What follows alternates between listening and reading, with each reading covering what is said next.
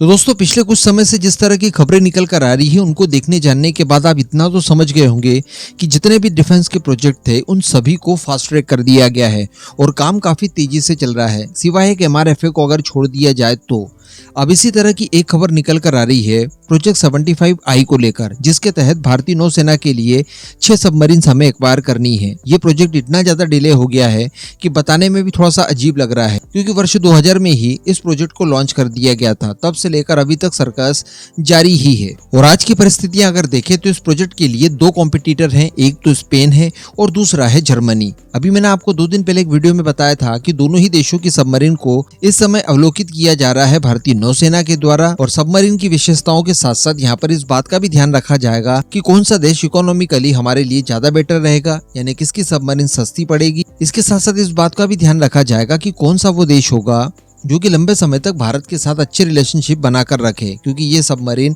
अगले 30 सालों तक लगभग भारतीय नौसेना की सेवाओं में रहेगी। और यहाँ पर जर्मनी पिछड़ते हुए दिखाई दे रहा था, क्योंकि जर्मनी ना तो भारत के साथ बहुत ज्यादा अच्छे संबंध मेंटेन करता है और दूसरी बात जर्मनी की सबमरीन की कीमतें भी स्पेन की तुलना में ज्यादा हाई प्रोफाइल थी। और चूंकि जर्मनी इस समय इकोनॉमिकली काफी ज्यादा वीक हो गया है और ये सारी चीजें जर्मनी जान गया है, इस वजह से जर्मनी चाहता है कि जल्द से जल्द गवर्नमेंट टू गवर्नमेंट इस डील को कर लिया जाए और भारत की इस $5.5 बिलियन की डील को अपने हाथों में ले लिया जाए। अब इससे संबंधित जो खबरें निकल कर आ रही है उसमें यह बताया जा रहा है कि भारतीय नौसेना पिछले सप्ताह जर्मनी के विजिट पर पहुंची थी, जहां पर जर्मनी की कंपनी थिसन ग्रुप मरीन सिस्टम द्वारा बनाई जाने वाली U-214 सबमरीन का इन लोगों ने निरीक्षण किया, खासकर AIP सिस्टम को लेकर। इसके साथ साथ बताया ये जा रहा है कि ये यात्रा जैसी ही पूरी होगी उसके तत्काल बाद ये हमारी नौसेना की टीम स्पेन पहुंच जाएगी और वहां पर स्पेन की कंपनी नावंतिया द्वारा तैयार की जाने वाली SAT+ सबमरीन को निरीक्षण करेगी और इसके AIP सिस्टम का परीक्षण लेगी।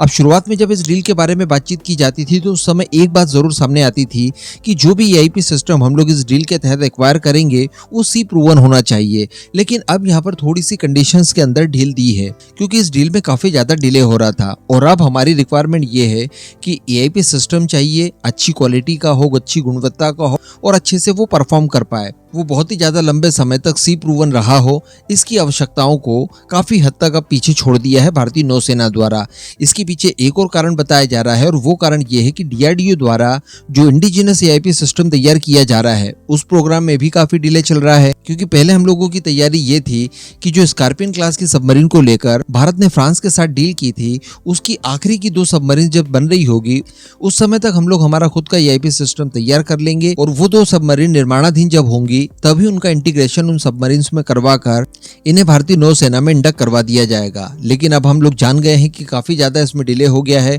और वो 2 सबमरीन भी बनकर तैयार हो चुकी है। ऐसी परिस्थिति में उम्मीद अब यही जताई जा रही है कि जब ये सबमरीन यानी स्कॉर्पियन क्लास की सबमरीन रिफिट के लिए आएंगी उस समय इनके अंदर इंटीग्रेशन हमारे स्वदेशी AIP सिस्टम का किया जा सकता है। तो अब बताया जा रहा है कि स्कॉर्पियन क्लास की जो पहली सबमरीन थी, यानी जिसे हम लोग INS कलवरी के नाम से जानते हैं, जो कि 2017 से ही सर्विसरत है, वो इस साल के मध्य तक रिफिट में आने वाली है। तो संभवतः उस दौरान DRDO की AIP सिस्टम को लेकर इसके अंदर इंटीग्रेशन हो सकता है, जिसमें सहयोग हमें फ्रांस की कंपनी नेवल ग्रुप करने जा रही है, जो कि स्कॉर्पियन क्लास सबमरीन की ओरिजिनल मैन्युफैक्चरर और डेवलपर है। हालांकि ये जो प्रोजेक्ट 75I में जितना भी डिले हुआ है, इसे कवर अप करने के लिए रिसेंटली भारत और फ्रांस के बीच में 3 एडिशनल स्कॉर्पियन क्लास की सबमरीन को लेकर डील हुई है, जो कि बताया जा रहा है कि स्टॉप गैप को फुलफिल करने में हमारी मदद करेगी। हालांकि अभी भी इसको लेकर औपचारिक डील बाकी है, जबकि इस योजना के लिए मंजूरी पिछले साल ही दे दी गई थी। तो इस वीडियो से यहाँ पर 2 चीजें समझी जा सकती है। एक तो ये कि ठीक है, प्रोजेक्ट 75I में जितना डिले हुआ वो हो चुका है, अब ज्यादा समय इसमें नहीं लगना है। दूसरी बात हम लोग ये भी समझ सकते हैं कि स्पेन हो या फिर जर्मनी हो, दोनों ही देश बहुत मजबूती से इस डील को हासिल करने की कोशिश कर रहे हैं। तो यहाँ पर लंबे नेगोशिएशन के लिए एक विंडो खुल जाती है भारत के लिए। इसके अलावा जो कंडीशंस में थोड़ी सी नरमी वापरी है भारतीय नौसेना ने कि ज्यादा सी प्रूवन AIP सिस्टम की हमें आवश्यकता नहीं है, तो यहाँ पर स्पेन का पक्ष पहले की तुलना में और ज्यादा मजबूत हो जाता है, क्योंकि स्पेन के पास AIP सिस्टम तो है लेकिन वो सी प्रूवन नहीं है और अभी उसके ट्रायल्स ही चल रहे हैं। और इसी वजह से उससे पहले पिछड़ा हुआ माना जा रहा था। लेकिन अब कंडीशंस में जो छूट दी गई है उसके चलते स्पेन ने भी भारी बढ़त हासिल कर ली है और संभवतः जर्मनी को इससे काफी बड़ा धक्का लग सकता है। हालांकि जो कुछ भी हो, भारत का इसमें फायदा है क्योंकि नेगोशिएशन हम लोग ठीक ठाक तरीके से कर पाएंगे। इसके साथ साथ ये चीज भी इस न्यूज से क्लियर हो जाती है कि DRDO द्वारा तैयार किए जाने वाले AIP सिस्टम के ऊपर भी अब सीरियस मोड में काम किया जा रहा है और संभवतः कलवरी क्लास के सबमरीन में उसका इंटीग्रेशन इस साल के मध्य तक शुरू हो सकता है।